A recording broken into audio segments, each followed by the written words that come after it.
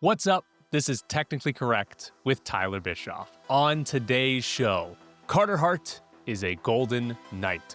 Why does it matter? And should you actually care as a fan? Plus, Pete Carroll might have taken a subtle jab at Chip Kelly this week. We've definitely gotten some messy drama in the media between those two. Plus, the WNBA is trying really hard to avoid a lockout. It might be the only thing that can stop the Aces dynasty. I begged yesterday. And I got a bite. Got a few bites, actually. First up, Mike Etheridge. Congratulations, Mike. First sponsor in Technically Correct with Tyler Bischoff. Show history. I told you guys yesterday, it's not going to take a lot. It's not going to cost a lot. You want to sponsor the show, let me know. Actual business, that'd be good. Yeah, we can put that in there. But Mike is our first sponsor.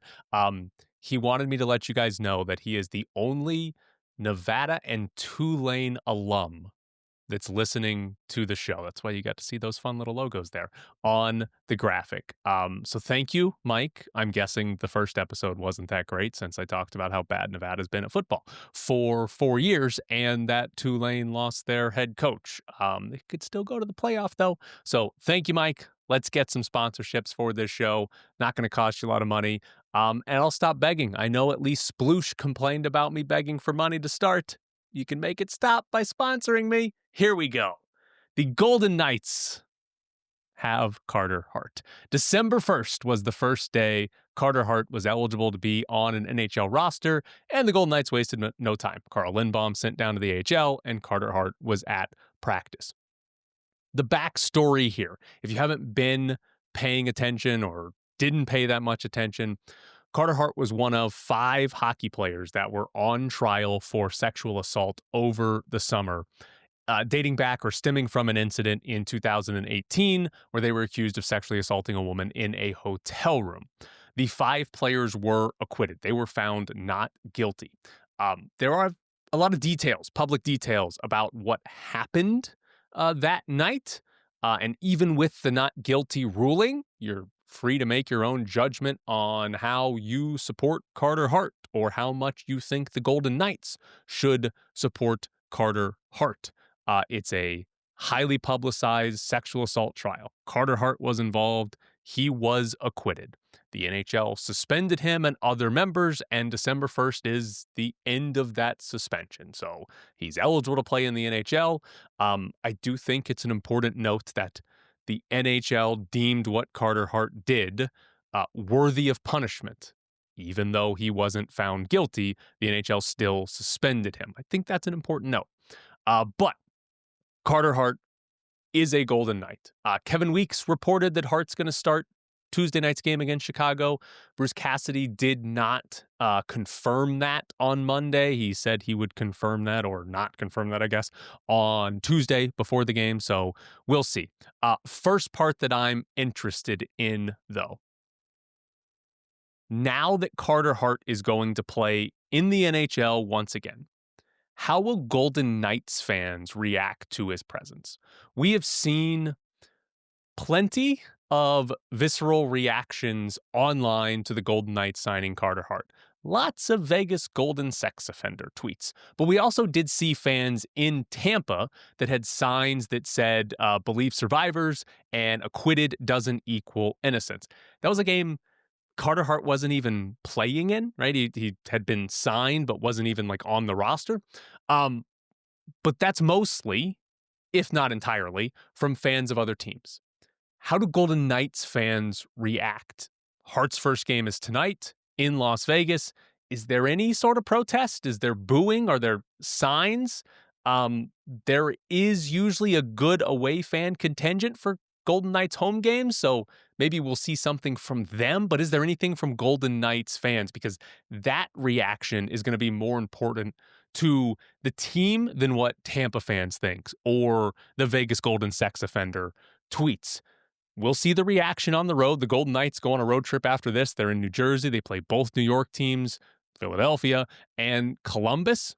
What's Carter Hart's reception in those games? Can't imagine it's good, especially in Philadelphia, but how bad will it be? And how long will it last? Will we go the entire season with Carter Hart getting booed with signs being made? Will we go the entire season with the Golden Knights avoiding mentioning Carter Hart on Twitter? We might.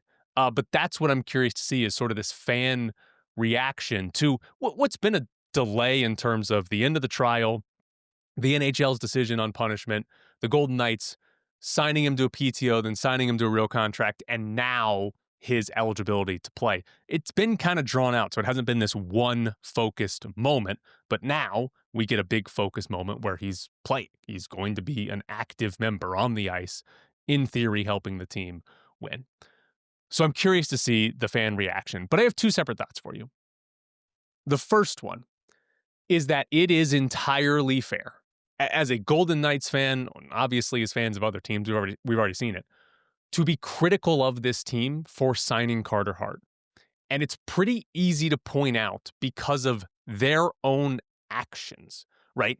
They told us that they know signing Carter Hart was not a good idea or a smart idea. And there's two main moments. First, before the Golden Knights even signed Carter Hart, there were reports the team was interested. Mark Lazarus of The Athletic went to Vegas, and he wrote in his story that he asked Noah Hannafin a question about the team potentially signing Carter Hart, did that in an open locker room, a media availability session, and that after asking that question, Lazarus was removed from Bruce Cassidy's press conference, and his credential for that night's preseason game was taken away. The Golden Knights kicked a reporter out because he asked about the potential signing of Carter Hart. That's just a bad look. And it's something you do if you're just trying to avoid a topic altogether because you know it's negative. You know it's bad. That's the worst one. The other moment, and really it's a lack thereof moment, is Kelly McCrimmon, the GM of the team who has made the decision.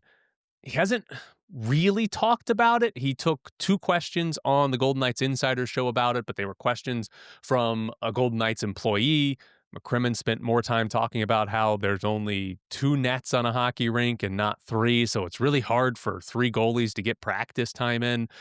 He did talk to Danny Webster of the Review Journal about it. Danny Webster's got a good long story on the situation on the eve of Carter Hart probably playing his first game. But if you read through it, McCrimmon didn't really give any quotes about why he felt it was a good idea to sign Carter Hart, or more importantly, why he thought Carter Hart was a good person to add to the organization, right? McCrimmon talked about he was acquitted and he's eligible to play in the NHL. And he mentioned carrying 3 goalies again. And he even had a quote about, you're going to play behind a good defense and we're a more predictable team to play behind than other teams. Most of that stuff is procedural, right? Not guilty, eligible to play, the roster, what the team looks like. But none of that is what I think Kelly McCrimmon needs to answer, because the question for Kelly McCrimmon is just simply, why were you convinced that Carter Hart was a good enough person to add to the organization? It doesn't mean that there's not a right answer to that. That's, I think, the question that McCrimmon should be answering here. And the only thing that McCrimmon mentioned in the story that he talked to Danny Webster about was that Carter Hart and the other 4 players talked to Gary Bettman, the commissioner of the NHL, and that Kelly McCrimmon heard that Carter Hart was, quote, impressive in that interview. Did McCrimmon talk to Hart himself about the incident? He signed him, but did he just hand over a contract and say, welcome to the team? Did the Golden Knights actually talk to Carter Hart about this? Because if you read that story, the only thing you get from McCrimmon is just him taking Gary Bettman's word that Carter Hart was impressive in this interview. What the Golden Knights do as far as legwork goes for determining if Hart was a quality person. I'm not saying that he isn't. I'm not saying that he can't be on this roster. It's just a question that Kelly McCrimmon hasn't answered. And if the answer to the question is, Gary Bettman interviewed him, that's not good enough. That's just not a good enough answer. And we don't know if that's what it is from Kelly McCrimmon, if there's more from the Golden Knights, because he hasn't talked about it. But those 2 details are pretty good signs that the team knows signing Carter Hart was not great, but they did it anyway because They think Carter Hart can help them win hockey games. And probably more importantly, they think Carter Hart's a cheap asset. They think he's cheaper than what he should be as a hockey player, which is because he was accused of sexual assault and didn't play hockey for a year and a half because of that. Now, the more important part, I think, for you as a fan, because a lot of times, and I'm definitely guilty of this, we can get caught up in the media of like, well, what's the GM or the coach or the player have to say about it? And sometimes as a fan, like, you don't care, or you might get tired of it and say, whatever, this is my favorite team. Like, yeah, it's probably bad, but it's fine. It's over with. So I definitely get caught up in that stuff with a lot of things. But as a fan, like, do you care? And I'm here to tell you, you don't have to. Like, the NHL says Carter Hart's eligible to play hockey. And if you want, that's all you need as a fan. That's all you need. Carter Hart plays for your favorite team. The NHL says he's eligible. It's fine. We're all going to have different lines or standards for what we support. And to be honest, sports fandom is a terrible place for drawing those lines because sports always gives talented players second chances. People that are actually guilty of things are able to come back and play.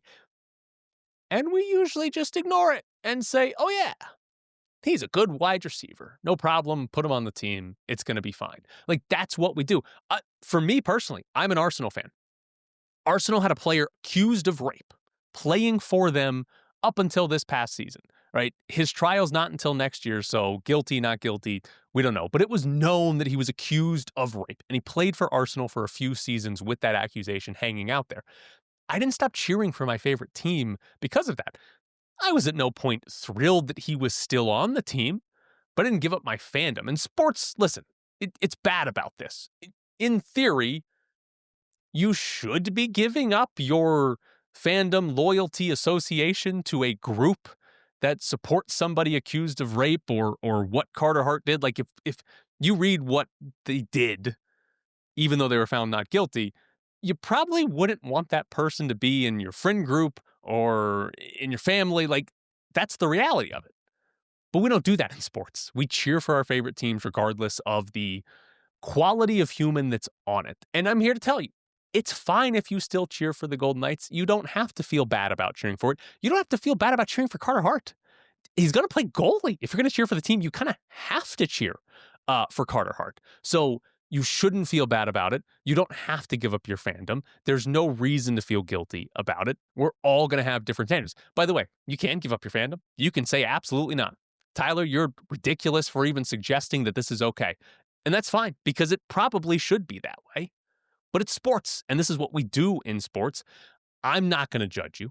I'm not going to judge any Golden Knights fans that's out here cheering for Carter Hart or the team that has Carter Hart on it, because that's what we do in professional sports. And if we applied that line to all of sports, every team would have that problem eventually. Hell, the Aces signed a player, Raquana Williams. She had been arrested for domestic violence and then while with the team got arrested again for domestic violence. Now, the second one was dropped while she was here because the woman that accused her of domestic violence stopped cooperating, I believe was the line. And so they dropped the case entirely. But that's two different arrests for domestic violence from the Aces. You know about that? You remember that? Did people stop cheering for the Aces? No. Like, it's what we do in sports. So don't feel bad that you're still cheering for the Golden Knights just because they signed Carter Hart. You don't have to like Carter Hart. You can still cheer for the Golden Knights. It's fine. Also of note, yesterday, Cal Foote, who's another one of those 5 players, he signed an AHL deal with the Chicago Wolves. So he is the second player of these 5 to sign, I guess we should say, a North American hockey contract. I know some of the other guys have played over in Europe, but you've got one NHL team, the Golden Knights, one AHL team, the Chicago Wolves, who have signed these players. I believe the Wolves are the affiliate of the Carolina Hurricanes, so we'll see what happens there. But Carter Hart's going to play. Don't feel bad about cheering for the Golden Knights. The other thing I wanted to talk about with the Golden Knights, because last week, Golden Knights were on the heels of 4 straight losses, and Bruce Cassidy, we got the first sort of drastic coaching move of the season from Bruce Cassidy. He benched Reilly Smith and Brandon Saad, 2 veteran players, And these two players, if you just look at their straight up production, Saad had 1 goal, 3 assists in 24 games. Smith had 3 goals, 3 assists in 24 games. The offensive production is not there. And I'll say with Brandon Saad, I don't think there's going to be much left there. He wasn't productive in St. Louis last year, gets out of St. Louis, comes to Vegas. He plays with Hurdle and Dorofeyev, sort of the all-offensive line for the Golden Knights, and had some production, but then not much in the playoffs. There were some injuries with that line, and now nothing this year. It is weird that Kelly McCrimmon and Bruce Cassidy talked about the Hurdle, Dorofeyev, and Saad line before the season like it was going to be this very important line. That was strange, and now we've seen one of them just completely healthy scratched. But I think anything you get from Saad really from here on out is just a bonus. I think it's more of just a depth piece to put in the lineup that you know's probably not going to be terrible, but you're not really going to get much else out of it. Now, the Reilly Smith one, this is the one I find interesting because there's a coaching decision to go back to that explains how we got to the benching. But Reilly Smith has been huge non-factor for the team. Goals, assists are not there. His expected goals rate this year is 44%. It's third worst on the team. When you adjust for minutes played at 5-on-5, Vegas is allowing more scoring chances when Smith is on the ice than any other forward who's played at least 10 games. So when he's on the ice, this team is not good. Also, one other fun stat that this is not really his fault, but the team shooting percentage when Smith is on the ice is 3.8%. The league average is usually around like 10, and they're at under 4. Not really his fault, and that would, in theory, correct itself over time. But they can't shoot when Reilly Smith is on the ice. But here's the interesting thing to me, and it's how Bruce Cassidy has used Smith. So a stat for you: offensive zone face-off percentage. How many times does a player start a shift as an offensive zone face-off versus a defensive zone face-off? And to be clear, just shifts that start with a face-off, not on-the-fly shift. So this is play stops. Coach makes a very specific decision for a very specific scenario of who to put on the ice, right? Reilly Smith has a 46% offensive zone face-off percentage this season. The only forwards on the team with a lower offensive zone face-off percentage is the fourth line, those 3 guys. Not surprisingly, the only forwards on the team with an expected goals rate lower than 50% are the fourth liners, Smith. William Karlsson's at 49.5. So the guys that have to take the most shifts in the defensive zone are the ones giving up the most shots and scoring chances and goals than the guys who get to start most of their shifts in the offensive zone. That shouldn't really be that surprising. And this is where I think there should be a little bit more blame for the Golden Knights' best players. Because who gets all the offensive zone starts? Jack Eichel, Mitch Marner, Pavel Dorofeyev, and Tomas Hertl. Those are the 4 guys with over 60% offensive zone start percentages this season. They lead the team. Those are the players getting the good situations. And they're not winning enough in those situations, right? Now, you want those guys on the ice. I'm not suggesting put the fourth line and Reilly Smith out there.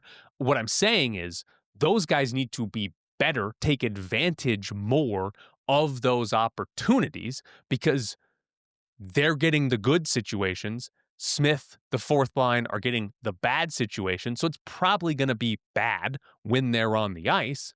You need the good from the best players to outweigh the bad from the bad players.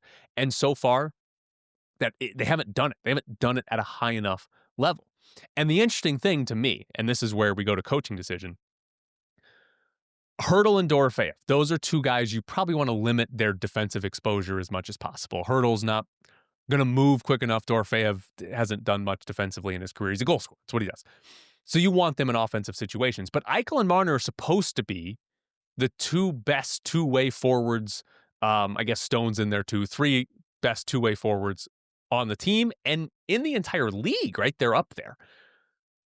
So Cassidy using them in these offensive situations is basically saying go score goals, and they're not doing it as much as they should. Marner's got 5 goals this year. And so if their production was higher, if Marner had 8 or 9 goals this season, the Golden Knights are winning a couple of more games. They go to overtime every other game, it seems, and we don't notice as much. We don't care as much about what's happening when Reilly Smith is on the ice. So that's part of it that I find extremely interesting is you have a coaching decision, you have some underperformance from the top players, and now we're seeing a bottom type player benched because of it, because they're not producing enough. How good is Reilly Smith?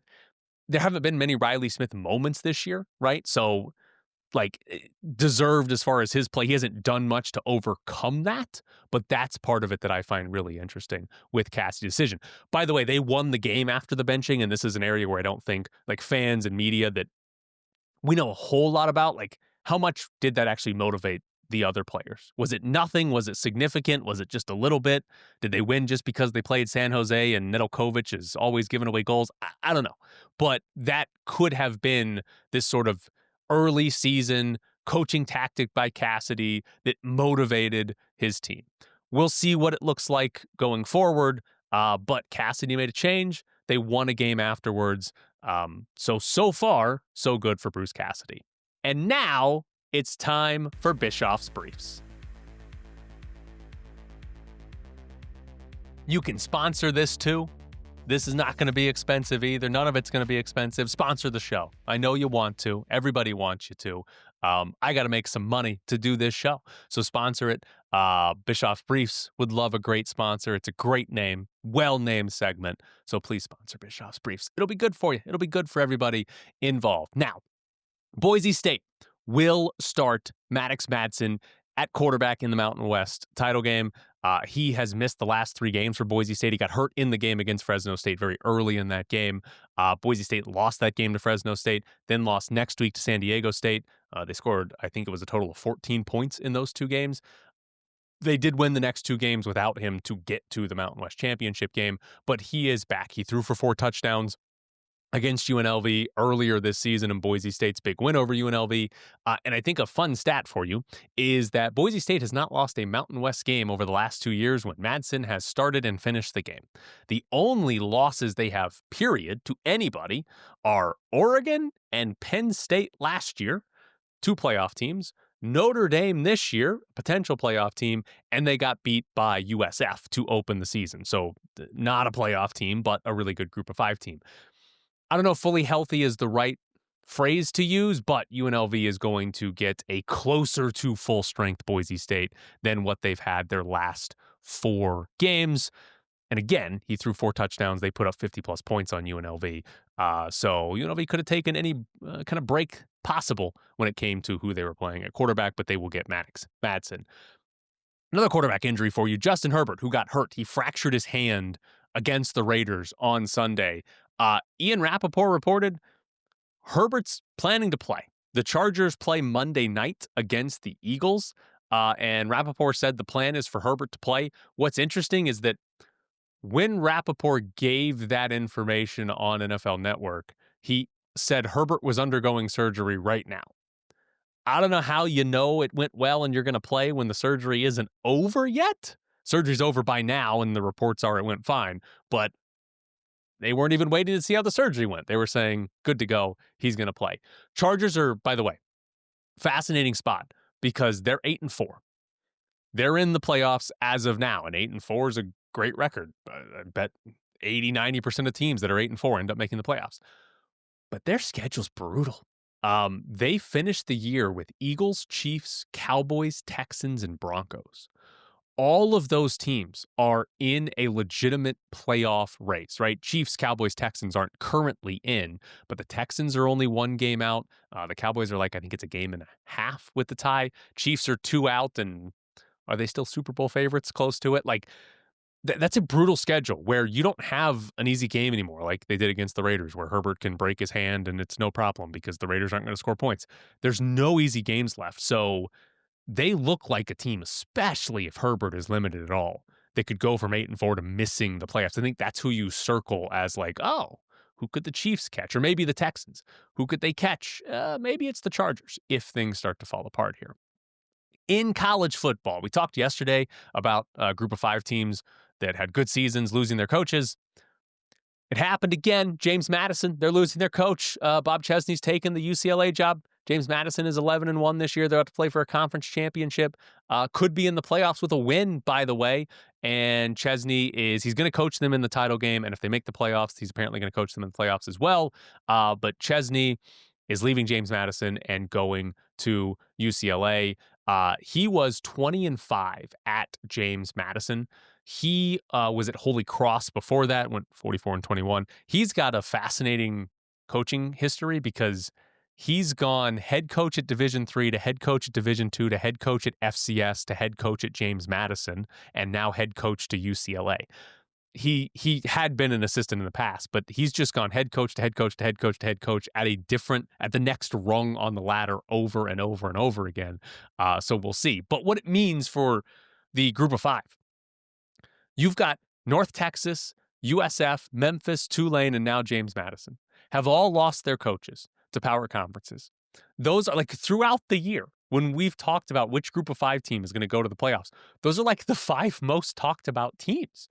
USF and Memphis kind of fell off there. Tulane and North Texas are going to play each other, and the winner's almost certainly going. James Madison's hanging around with a legitimate shot. Like, this is a disaster. And like, Lane Kiffin's dominated the college football world for the last few days, and a lot of people have pointed to the schedule and how it's a problem. It is, but the Lane Kiffin stuff, that's more about Lane Kiffin being Lane Kiffin, right? He's 11-1 power conference team and leaves. But it really sucks for the group of five because even though these coaches are all going to stay and coach out their conference championship game and potential playoff, you still have guys that are now, okay, we're in the playoff, but I still have to recruit for Florida. I have to recruit for UCLA because that has to happen. And so they're going to get their attention split and not have, hey, our best season ever. We're in a playoff. This is what we wanted. And now you've lost it. So group of five team, you make the playoffs. You're losing your coach. You don't have to make it. You just have to be in position. You're losing your coach. Not great. And we'll see how well it actually goes. Also, other coaching search that happened, Kentucky fired Mark Stoops. I saw a few tweets of people saying, oh, Dan Mullen could be on the wish list. They've apparently already made up their mind, and it's Will Stein, the Oregon offensive coordinator. So it appears as though Kentucky was looking for a new head coach before they actually fired Stoops. So good for them. But it does ruin, I'm talking about it anyways, it does ruin what would have been, I think, the funniest scenario. Mike Florio reported this, that Chip Kelly was a possible name for the Kentucky job. Now, the way Florio reported it, he wrote, word is circulating among Kentucky players that Kelly could be the team's next head coach. That doesn't mean he will be. It doesn't even mean he's an official candidate. It means only that Kentucky players have somehow developed the impression that Kelly could be the new coach. Word is circulating among players is probably the weirdest way that I've seen a coaching candidate be named. And it didn't matter because they're hiring Stein instead. But I would have loved that. I hope a college team hires Kelly. I know he left his last college head coaching job to be an offensive coordinator at at Ohio State. But I hope he goes back to coaching a college team. That feels right, I think is the best phrase to use there. It feels right that he coaches a college team. Now, in the WNBA, the Players Association and the league agreed to another extension of the collective bargaining agreement. So it had already expired once. They had agreed to one extension that was through the month of November. They've now agreed to a new extension that runs through January 9th. It's 40 days. That's why the weird day of January 9th. We still haven't seen anything that makes me think they're going to agree to a new CBA soon. The Players Association did put out a statement yesterday that said, we expect substantive movement from the league within this window. Maybe they're just saying that to try to put some pressure on the actual WNBA to come up with a more acceptable solution, but they think there will be. I don't know that there will be. The recent update on negotiations is that the WNBA offered the players a proposal where the max salary would be $1.1 million and the minimum would be $220,000. For reference, the current max is just under $250,000 and the current minimum is just over $60,000. So again, you'd be going from $250,000 max to $1.1 million max and $60,000 minimum to $220,000 minimum. Huge increase. Sounds great. But the players don't want it, but not not because the dollar amounts. They're not sitting here saying, no, we don't want those dollar amounts. They are specifically arguing for a different setup, a different way that the money is shared with them. And the comparison is the NBA and the NFL, where player salaries, so the salary cap and everything, it's tied to revenue, right? It's a revenue share. The players get a certain percentage. That's what determines the salary cap in most of our leagues, right? The cap goes up when revenues go up. The WNBA players want that same system, right? They're sitting here saying, hey, the league is going to grow in popularity. The revenue is going to continue to go up. We want, as players, we want to be able to keep cashing in on that each year.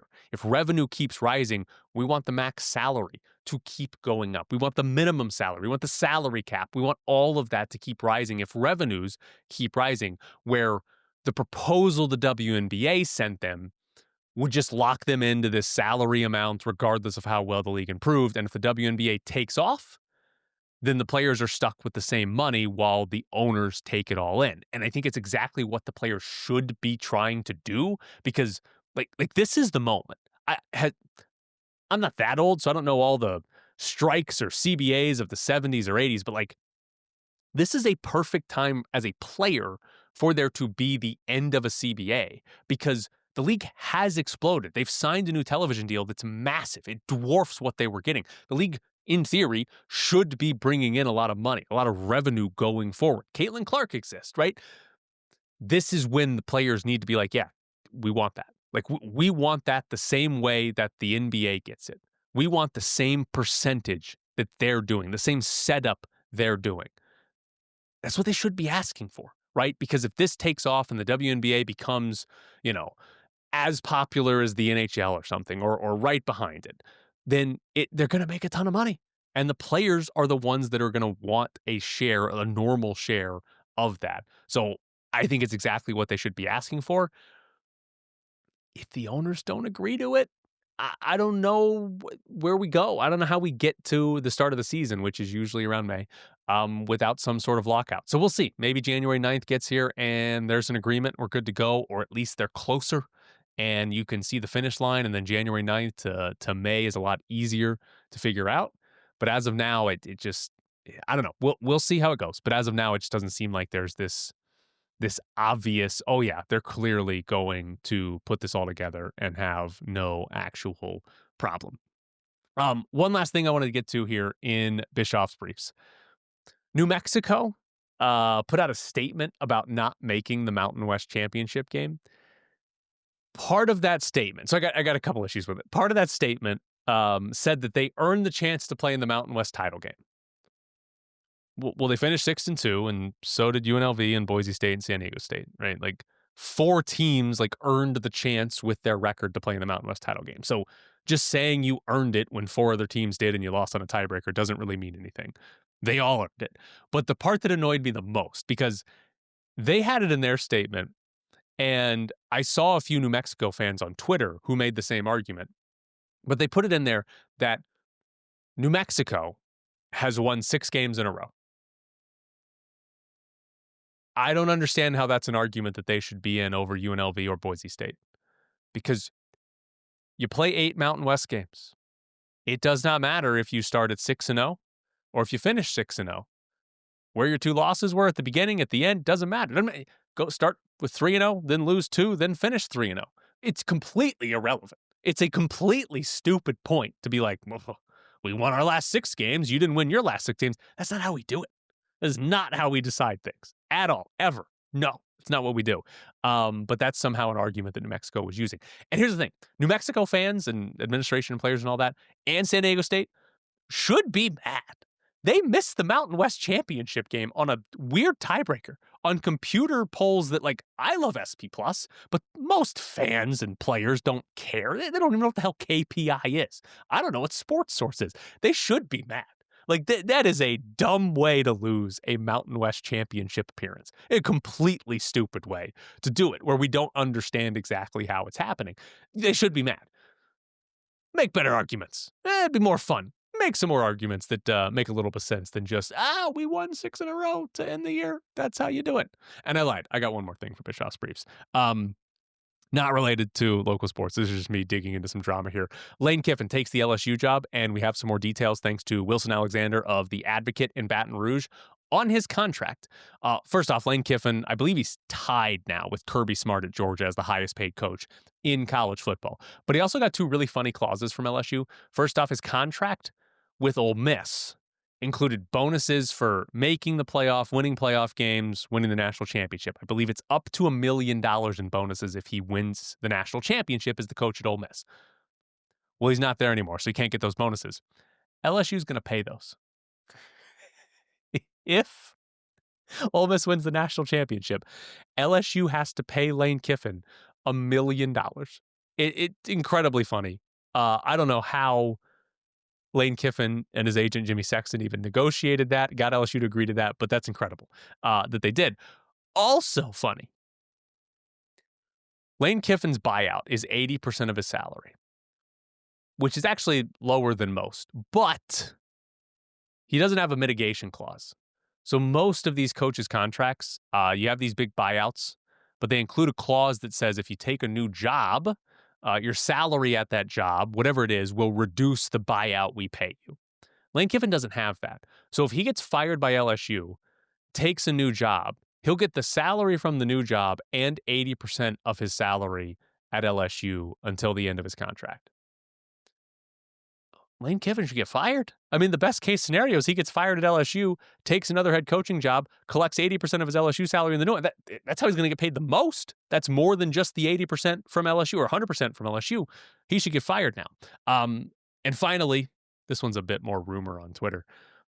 If you follow Lane Kiffin at all over the last few years, you may be aware of a dog named Juice Kiffin. Lane posted about him all the time. I think he ran Juice's Twitter account. I'm not 100% sure on that. But Juice was around the football team and events on the field, like part of the team. Turns out Juice Kiffin, not actually Lane Kiffin's dog. It was someone else's dog that was basically letting Lane use him, rent him. I don't know how that works. So Lane Kiffin builds up this goodwill with a dog that isn't even his, and then goes to LSU and leaves the dog behind. Juice Kiffin staying in Oxford. That's the real betrayal. Forget about the players and the staff and the college football playoff. The real betrayal here is Juice Kiffin getting left behind by Lane Kiffin. And then we all find out, oh, he didn't even live with him anyways. That's not who it actually was. That's Bischoff's Briefs. Sponsor it. I know you'll love it. I'll love you for sponsoring Bischoff's Briefs. So please do it. It'll be a great sponsorship. All right, now we're going to get into the Raiders. Pete Carroll talked again to the media on Monday after their loss to the Chargers. And Pete Carroll maybe mentioned, took a shot at Chip Kelly. First off, he was asked about like improvement with the offense last week. They fired Chip Kelly, their offensive coordinator, was asked about improvement in the first week without him, with Greg Olsen as the interim offensive coordinator. We didn't see it on the field as far as improvement goes, but here is what Pete Carroll had to say about that improvement.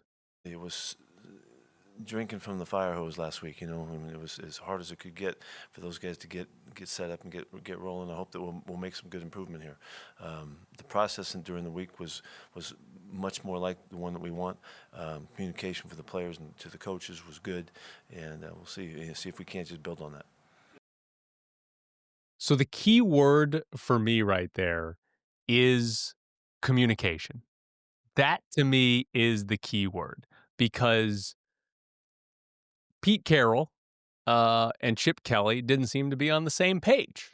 Kind of threw him under the bus a few times throughout the year, again, subtly. But I think he subtly took a shot at Kelly by bringing up communication, because we had this report last week from Tom Pelissero. He was on the Rich Eisen show that was about some of the behind the scenes, how things were actually going for Chip Kelly. So here's Tom Pelissero again on the Rich Eisen show. About just the dysfunction of the Raiders offense. There were times I was told where Chip Kelly was repeatedly botching the play calls, where he's supposed to be, for instance, tagging a motion on a play so the receiver's on the left, not the right. He forgets to say it, so Geno Smith is going to the line of scrimmage and going, this doesn't look right, and they're trying to run a play. It happened on a third down in the game the other day. There's times where Chip, I was told on several occasions, called a play that was either not in the game plan or not installed at all. Things like that happen. You're not productive. That's enough. You didn't need any extra excuses. Damn. But there were a lot of things that were popping up. That's Tom Pelissero telling us that Chip Kelly's putting in plays that weren't installed, that he was forgetting to say things like a wide receiver should be in motion. I think the first question there is, do you believe that? Right? Pete Carroll told the Review Journal last week there's no truth to that report. But like Chip Kelly, I'll say this. It's pretty easy to believe that an offensive coordinator forgot to put a couple of words on a play call that would have sent a wide receiver in motion. Like, that seems plausible. I'm going to guess that happens across the league where a play caller butchers something in the quarterback's helmet and they miss a motion or something like that. Seems like a small issue that you can figure out. You think the quarterback would be able to figure it out while calling the play himself. But like, do we believe that Chip Kelly was actually calling plays that the offense never installed? Do we believe that? That they just never practiced a play and then Chip Kelly had it on his play sheet and called it? They never went over it? That seems hard to believe. So I don't know that I get that one. But all of that is communication. That's Tom Pelissero telling us that Chip Kelly had bad communication with the players. Pete Carroll gave us a slight hint of thinking it's better now with Greg Olsen, or at least he thinks it's better. Again, we didn't see it on the field, but he thinks it's better. Here's the real problem, though. Who leaked that to Tom Pelissero? That's an NFL Network reporter that almost certainly has a source close to the highest level, right? I don't think Tom Pelissero is reporting that if Raheem Mostert, the backup running back, tells him, right? I think Tom Pelissero is reporting that because the head coach or the GM or an owner told him, maybe Geno Smith's agent. That actually would make a lot of sense, right? Geno Smith has been terrible this year. There's some motivation there to be like, yeah, let's throw Chip Kelly under the bus. Yeah, Geno's been bad, but it's actually Chip Kelly that he wasn't calling plays that we actually practiced. He was calling plays that we had never seen before. So maybe Geno Smith's agent did it. But Tom Pelissero's probably reporting that because it came from somebody of pretty high importance at the Raiders. So where'd it come from? Like, did Pete Carroll leak that?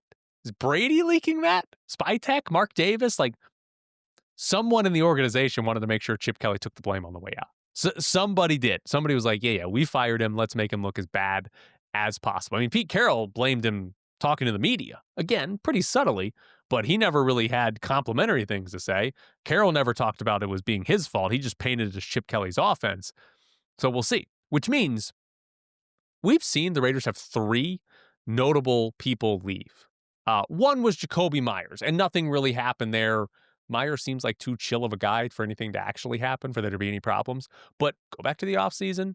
Christian Wilkins gets cut. Raiders are voiding or still trying to void the guaranteed money in his contract. And we got stories of Wilkins not taking his rehab seriously, wanting a different treatment plan from the team. And then we got the kiss story where he apparently kissed a teammate. All of that made Wilkins look bad. From who? And why, right? Like, that happened, and now Kelly gets fired, and there's more league details to make Chip Kelly look bad. That's happened twice now, with 2 of the 3 sort of big-name departures from this team since Pete Carroll became the head coach. What's funny is we got a rebuttal of this. Ian Rappaport of NFL.com, who basically said, he wrote a story about this, but basically said Chip Kelly didn't have control of the offense. Rappaport wrote, based on the views of those who studied the offense and based on those who game planned against it this season, they don't believe Kelly was running his own offense at all. It was unlike anything Chip Kelly previously had run. Basically, Rappaport was saying that opponents that he talked to had been studying last year's Seahawks offense more than past Chip Kelly offenses, and that the Raiders, specifically their run game, the blocking schemes and everything, was what Seattle used to do and not what Chip Kelly has done his entire career. I'm not going to pretend to be a film guy and say that that's true or false. I'm just telling you what Ian Rappaport reported. We also got this line in there. Sources say Kelly expressed frustration about the setup. Who do you think that source is? Because I'm willing to bet it's Chip Kelly or his agent, right? So Rappaport's whole story, talks to other teams that sort of back it up, but it feels like a Chip Kelly type of leak or his agent to get some dirt thrown back on Pete Carroll and say, hey, this wasn't my fault, old man. This was your fault, right? You were making me do stuff that you did in Seattle. That's not what I do. It's not why I have good offenses in the past. Incredible drama from the Raiders. Big fan of it. And here's the problem. Is this just who the Raiders are now? Is this just it? Bad thing happens. Somebody's gone. All right, leak stuff. Get it out there. We're going to have some drama, right? We were told Tom Brady and Pete Carroll and John Spytek were going to be the adults. They were going to bring good culture. They were going to run a professional organization. And everybody that gets cut or fired, we've got details that are being leaked about how bad they actually were. We've seen that twice now. So maybe that's just who they are. And we shouldn't expect the adults to be any different. All right. That's the show. Thank you to everyone who's listened to the first two shows. I really do appreciate it. I'm trying to do something on my own, trying to do something that's got no guarantee that it'll work from a money standpoint, but also just from an actual content standpoint. So I appreciate all of you listening to the show. And I want to say this. Any suggestions you have, let me know, right? You have more power and influence over me than you probably think, right? If 6 of you say the same thing, I'm going to think the entire world wants me to do it. That's already happened with the idea of Patreon, right? I'm hesitant to make a Patreon and make a pay to view or pay to listen type thing. I want this to be free and accessible. Maybe there are some extra things that we can do. So that's a possibility. I'll think about it. If you're interested or would be interested in Patreon, let me know on Twitter or email me, technicallycorrectvegas@gmail.com. Let me know because we could do that. I'm not going to say no to that. But I'm not going to make the whole show behind a Patreon or anything like that. That's not the plan. But if there's more stuff or extra stuff, absolutely, that could be something we look into. And anything else, any other ideas? Again, I know Sploosh doesn't like that I'm begging sponsors for sponsor money from the jump. Tough, Sploosh. I need to make some money. But anything else you have, anything you don't like about the show, anything you don't like, hey, your microphone looks stupid, whatever, let me know. I might ignore it. I might say, it's a bad idea, but let me know because I don't know exactly what all of this is going to look like a month from now, 6 months from now, a year from now. I have ideas. I have things that I think are going to work. I have things that I think are going to be successful.